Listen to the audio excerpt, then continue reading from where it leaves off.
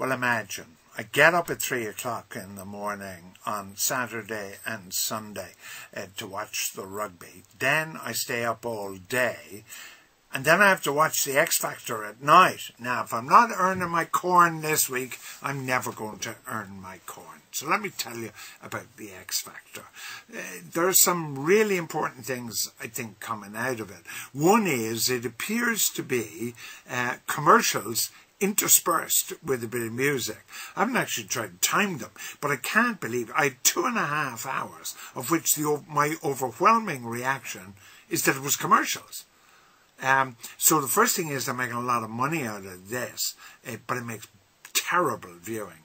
The program itself, well, Louis comes across as such a pain in the butt. He tells everybody they're wonderful. I mean, in stark contrast to Gary Barlow, who I think is the only judge with any kind of credibility. Is he tough? Yes, he is. Is he hard? Yes, he is.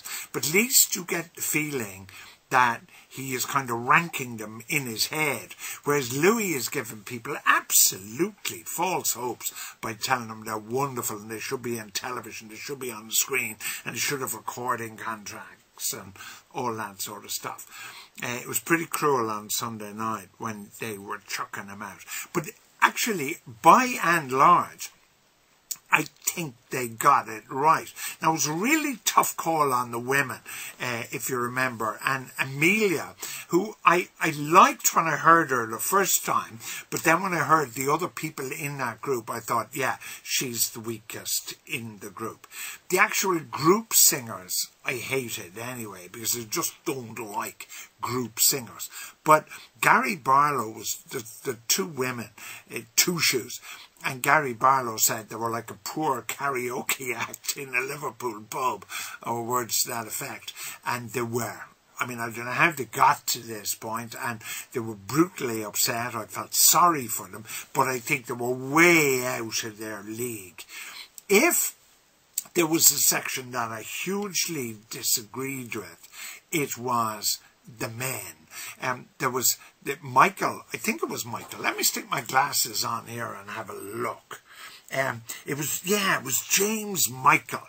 Now, he did a Beatle number, he played a guitar, he sat in the steps, and I thought that was really nice. And as Gary Barlow said, he was the only act in the entire night who actually played his own instrument. I thought on those kind of counts, he deserved to go through. They were very critical of him doing the Beatles number, which I thought was unfair.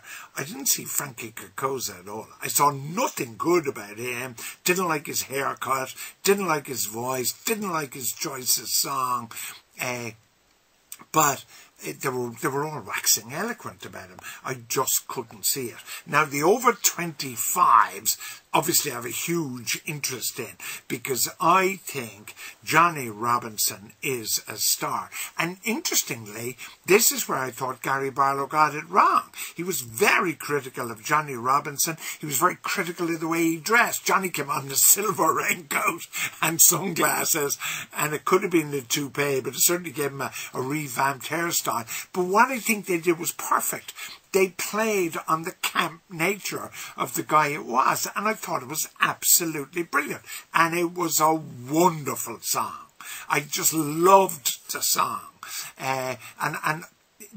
So he got through, and there was a soldier, and you felt sorry for the soldier, because although I liked the song, he had no stage presence. I mean, I think that's where he lost. And again, I think it was legitimate to get him off. John Joe, I think his name was. So I think on balance, about a program I hate, about a program that is cruel, about a program I think that takes advantage of people. Funny enough, this weekend I thought it had credibility. I mean, particularly when Gary Barlow was criticising Johnny Robinson. You could hear the crowd in the background disagreeing with them.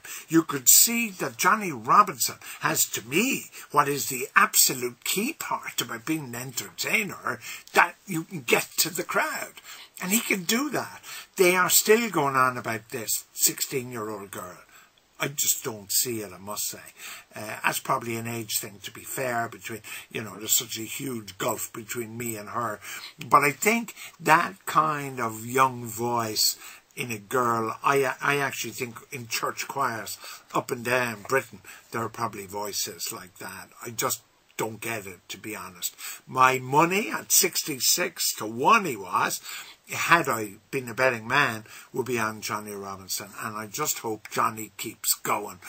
Craig, 16-year-old boy, I liked it, didn't like the song. There was actually quite a good group there who could come through. So it's becoming interesting. We are actually, to be fair to this appalling television programme, we are actually seeing some talent. And for that, God knows, it's worth sitting through all the ads. Remember, every day, 4:30 to 7, The Right Hook, here on Newstalk.